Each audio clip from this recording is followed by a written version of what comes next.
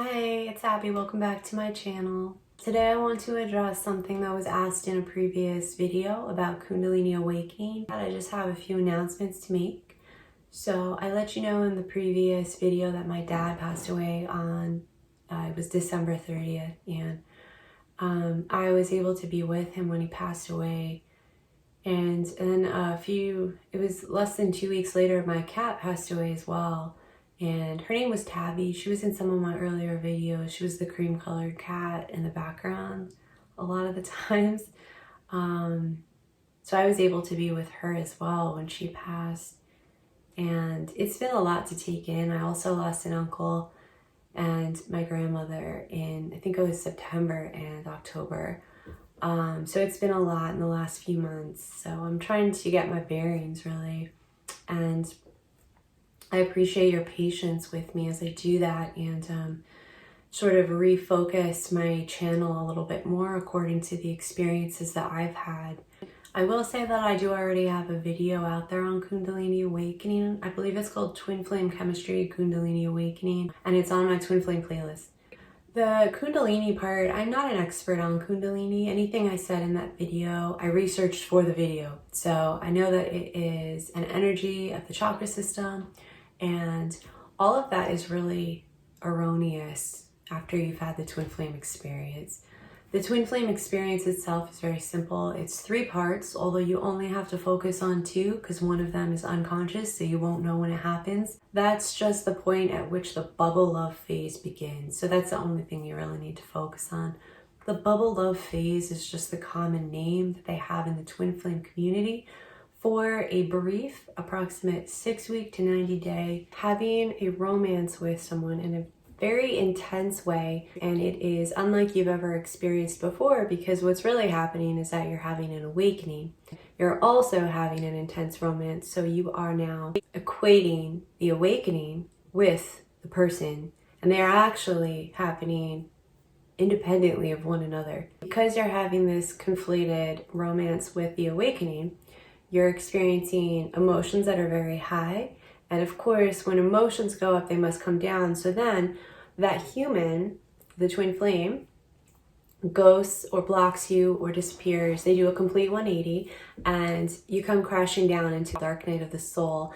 And the keystone of this is that you're having obsessive thoughts of them. By the way, I'm getting all of this information, the terms and everything. I studied with 2 twin flame coaches, but my first coach worked specifically with Leora. So her information's out there. She has a book out there. Just wanted to let you know, full disclosure, where I get all this from. Didn't come up with a lot of these terms myself, but they're commonly used in the twin flame community. So that's how I'm communicating them to you because of that reason. So the bubble love phase, the 6-week to 90-day period ends. The dark night of the soul can go on perpetually. It can be a month, it can be 6 months. It has different sort of layers. So commonly people are talking about the very dark depression, an intense gripping pain that has you on the floor curled in the fetal position, to just a sort of irritating tingle. And that's correlated to Kundalini awakening. Experience like a tingling up and down their spine. Like actually I had one client who had gone to the hospital because she didn't know what was happening to her. So, she checked out medically. And if you ever have anything physical happening to you, common sense, just go see a medical practitioner to make sure that you're okay. But if you check out and you're still having these weird sensations, sure, it might be a Kundalini awakening. It might be core wound pain. The obsessive thoughts are the things that also people are debilitated by. They can't focus on their work, on their regular responsibilities. They certainly can't focus on their relationships with other people, like their children, their spouse, their family, or their friends. It's all superseded by the obsessive thoughts. So that is also ruining your life, just not as acutely as if there's a physical experience happening. Other things you can happen physically, that you can experience physically, but really it's energetically. So the astral plane are telepathy with the twin flame. You can have experiences of their astral energy, like in the room with you, next to you. Most of that is actually fabricated by your mind, but they can have the experience of you doing that, especially if you're obsessing over them. That's what your thoughts are and your emotions. They're you directing your astral energy. So if you're thinking about somebody but there's not much emotion there. Like if you're just thinking about a celebrity that you read about, you're not really directing your astral energy towards them. But if you are thinking about somebody with intense emotion, like longing, love, maybe anger, jealousy, rage, depression, then you are essentially pushing your astral energy towards them. So when you do that with the twin flame, since the concept is that you are the same consciousness, it's just that you're doing this with them. Like if you're this finger and they're this finger, you're just doing this. So what are you doing there?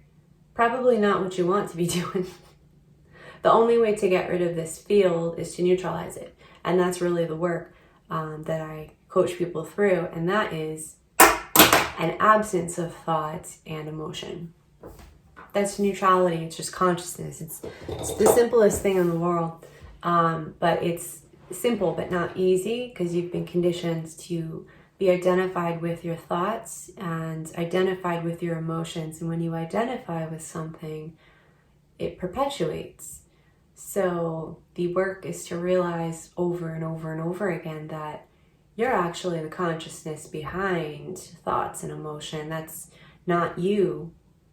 If you can observe it, it cannot be you. With that said, the twin flame experience doesn't have to perpetuate past the dark night of the soul. And that's the way to end this, is to get off the twin flame journey, to have it be over, to be behind you. And telepathy is really just being in tune with someone, which is why obviously you have it with the physical form of your twin flame. Commonly, you can understand what each other is saying before the full sentence is out. You know, you'll experience the same thing out in outside form together and have the same reaction. Like maybe you will hear a joke and look at each other and just know exactly what the other is thinking. That's all that telepathy is. It's just being very in tune. Which is why people who are in love typically can finish each other's sentences and read each other's minds, because they're in tune. Their frequency is very close. Your frequency is the exact frequency as the twin flame if you're the exact consciousness. So that's why you're having that experience. The most heightened experience of telepathy you could possibly have with any outside form, with the physical form of your twin flame. Same thing with really any of that stuff, but your focus on it means your intention is on it, and that is not going to help you. It's like focusing on the pregnancy once the baby is born. What does it matter anymore? The baby is here. It's time to focus on caring for the baby. And in your case, the baby is the awakening you've had, that you are a consciousness, and just reminding yourself over and over, I am the consciousness. I'm not the thinker and I'm not the feeler. I'm just experiencing thoughts and emotions, and there's no reason to retain them or to latch onto them or to perpetuate them, because that's drama. So yeah, that's what I have to say about Kundalini awakening is, or Kundalini energy is A, I don't know much about it. B, if you do seek help with it and you go to see someone who is an expert, a Reiki practitioner, maybe a chakra balance or something like that, that's fine.